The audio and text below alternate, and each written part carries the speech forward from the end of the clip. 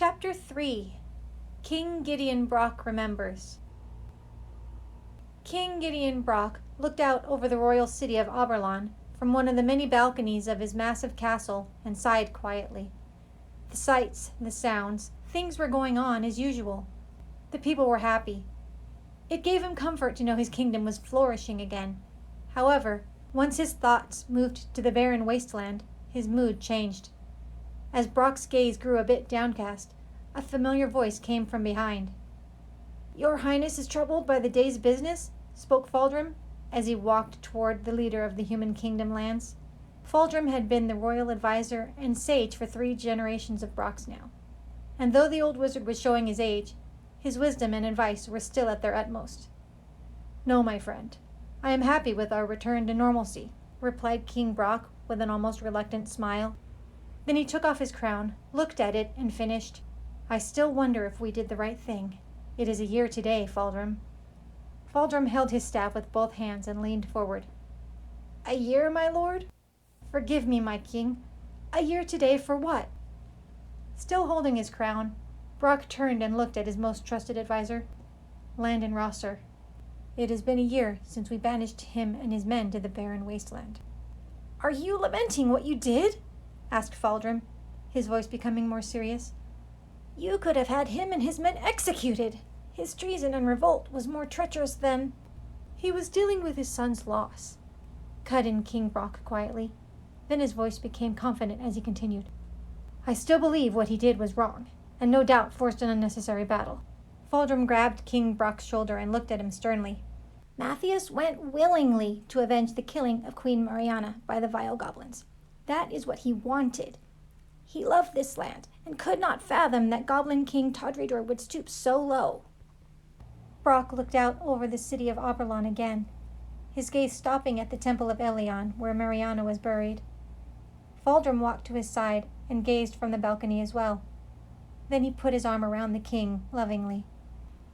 "Maybe I could have waited, as Rosser said," began Brock before Faldrum could speak again. "Maybe there could have been a better course of action. I made the decision in anger. Besides his father, I know how much Matthias respected me. Cooler heads might have found another way." Faldrum looked at the crown in Brock's hand. It was not the first time he'd had to remind a king of his courage and might, and he knew it would not be the last. Slowly Faldrum took the crown from the king's hand. "Landon Rosser was your greatest general, a warrior, a tactical marvel. But you know, as I do, that it has always been his way or nothing. The man's hubris knows no bounds. He has always been unstable. Him allying himself with the goblins to take your kingdom is proof of that. I was not surprised he tried to take the throne, whether because of revenge for his son, or his stated reason to his men that you cannot rule wisely. Bah! Your invasion into the goblin lands proved to Todredor that not only are you to be respected, but you will go to any length if anyone attacks our lands or our people." Then the old sage placed a finger in the king's face and looked him straight in the eyes. "That is what brave Matthias died knowing." When King Brock nodded in agreement, Faldrum turned his gaze in the direction of the Dwarven Mountains and continued. "You did the right thing. Dwarf King Dormir Ironhearth agreed as well.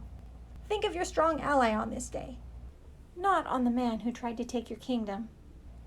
King Brock rubbed his jaw. His beard was almost completely gray now. He remembered how Ironhearth and his forces had stood with him not only in principle, but also in battle. Then Brock grabbed his crown from Faldrum and put it back on his head. "Thank you for listening, my friend," replied King Brock, patting the old sage on his shoulder. Faldrum smiled and nodded graciously. "I have advised the Brock kingdom for almost 50 years now, Gideon," said Faldrum proudly. Then he spoke with assurance. "No king, not even your father, has had it harder, either in his personal life or ruling this great land. But if there is one thing I know, it is that you will be remembered by your mercy. Whatever Landon Rosser and his men are doing in the barren wasteland, they still have their lives." King Brock watched as Faldrum gripped his staff with both hands once again and leaned closer.